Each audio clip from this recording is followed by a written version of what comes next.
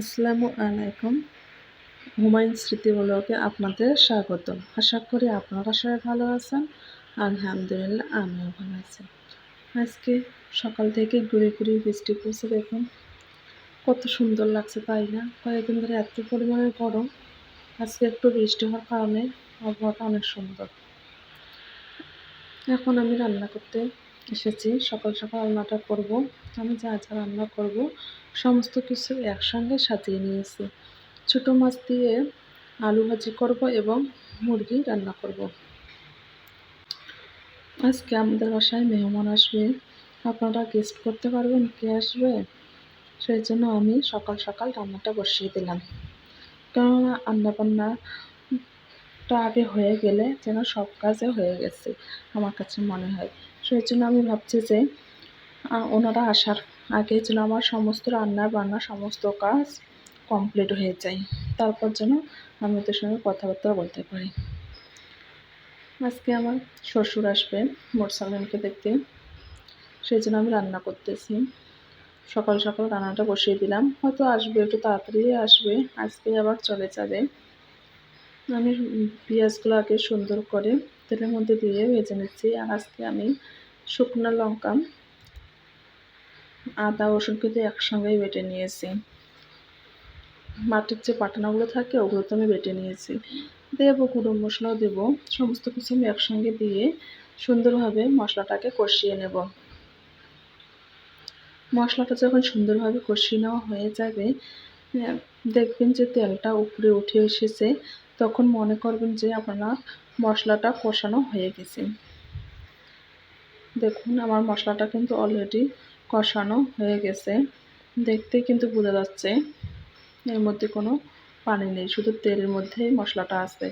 এখন আমি এর মধ্যে মুরগিগুলো অ্যাড করব। মুরগির গোস্তগুলো আমি এখানে দিয়ে কিছুক্ষণ কষিয়ে নেওয়ার পর সামান্য একটু কিন্তু পানি দেবো ওগুলো সিদ্ধ করার জন্য। বেশি পানি দেবো না, অল্প সামান্য পানি দেবো। অল্প একটু পানি দিয়ে আমি ঢাকনা দিয়ে দেবো। মুরগিগুলো দেখুন আমি দিয়ে দিয়েছি। কালারটা অনেক সুন্দর এসেছে, তাই না? আমার মনে হয় যে শুকনো মরিচ আছে, সেগুলো বেটে তরকারি রান্না করলে তরকারিটা দেখতেও যেমনি ভালো হয়, খেতেও ভালো। কিন্তু আমরা ততটা বেশি ঝাল খেতে পারি না, আমরা একটু ঝাল কমই খাই। কেউ কেউ আবার বেশি খায়, কিন্তু আমরা পরিমাণের চেয়ে একটু কম খাই।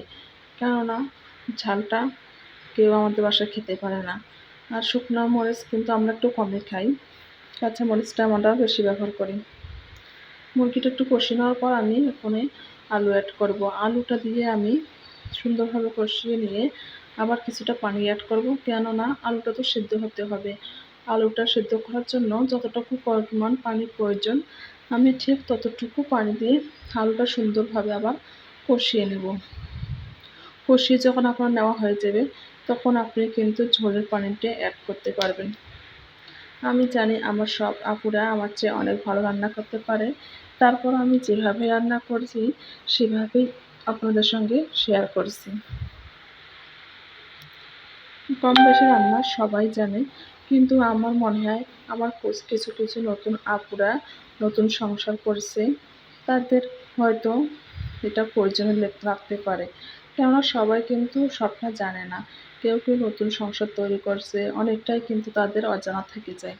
সেই জন্য তাদের জন্য আমি ফুল ভিডিওটা আজকে দিলাম, যাতে আমার ওই আপুদের কাজে লাগতে পারে। তরকারিটা যখন কষিয়ে নেওয়া হয়ে গেছে, আমি কিন্তু এখানে পানি অ্যাড করেছি। আমি কিছুটা পরিমাণ আলু দিয়েছি, কারণ আলুটা মোরসালার আব্বু একটু পছন্দ করে। যে কোনো তরকারিতে বলে একটু আলু দিলে ভালো হতো, সেই জন্য আমি কিন্তু আলু দিয়েছি। না হলে আমি মুরগিটা শুধু ভুনা করতাম। মোরসালানও কিন্তু আলু খেতে পছন্দ করে, সেই জন্যই আমার আলু দেওয়া। এই রান্নাটা হয়ে গেলে আমাকে আবার ছোটো মাছ দিয়ে আলু ভাজি করতে হবে। আমি এক এক করে সব রান্নাগুলোই ধীরে ধীরে কমপ্লিট করে নেব। রান্নাটা আমার ওকে, এখন আমি একটা সুন্দর করে বাটিতে তুলে নেব।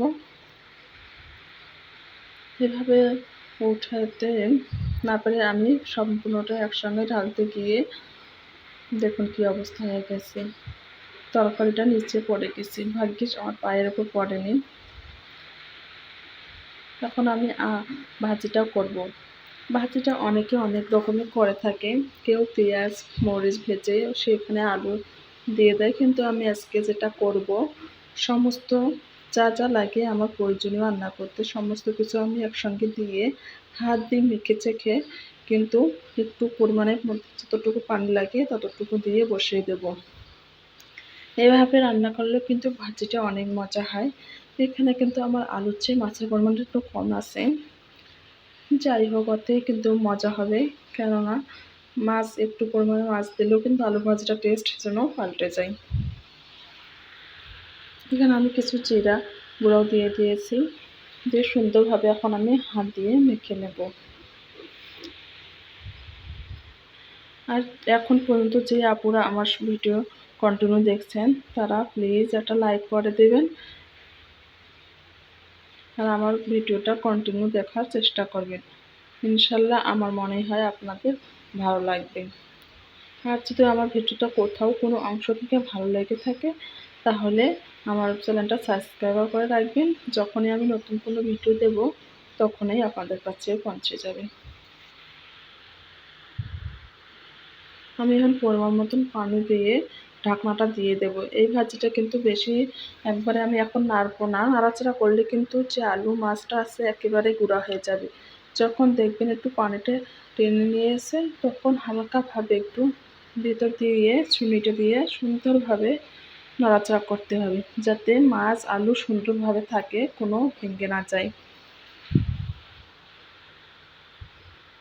আমার আলুর পরিমাণটা একটু বেশি হয়ে গেছে, কাটতে কাটতে বেশি কেটে ফেলেছি, যাই হোক সমস্যা নেই।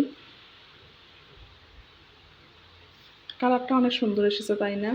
দেখুন কত সুন্দর এসেছে কালারটা, দেখতে যেমন সুন্দর হয়েছে খেতেও কিন্তু তেমনই সুন্দর হয়েছে। আমার এইরকম ভাজতে যদি ধনিয়া পাতা দিয়ে একটু ভাজি করা যায় আমার কাছে খেতে কিন্তু অনেক মজা লাগে, যেহেতু এখন ধনিয়া পাতা পাওয়া যায় না কি করব। আর এদিকে আমার কিন্তু শ্বশুর এসে গেছে, এগুলো আমাদের বাড়িতে বেগুন লাগানো হয়েছিল সেগুলোই বাসা থেকে নিয়ে এসেছে এবং কখন খাবে মোরসালে সেগুলো কিছু ভুট্টা নিয়ে এসেছে এবং মোরসালের জন্য দেখুন ওর দাদিও মুরগি ভুনা করে দিয়ে পাঠিয়েছে। এইদিকে কিছুটা পরিমাণে দুধ নিয়ে এসেছে, কিছুটা বলতে গুলোবে অনেকগুলো নিয়ে এসেছে বোতল, সেগুলো আমি আনার সঙ্গে সঙ্গেই ফ্রিজে রেখে দিয়েছি। খাওয়া দাওয়া তো কমপ্লিট, এখন বিকেলবেলা, এখন আমি বাসার জন্য কিছু দিয়ে পাঠাবো, সেজন্য সমস্ত কিছু সাজিয়ে নিলাম।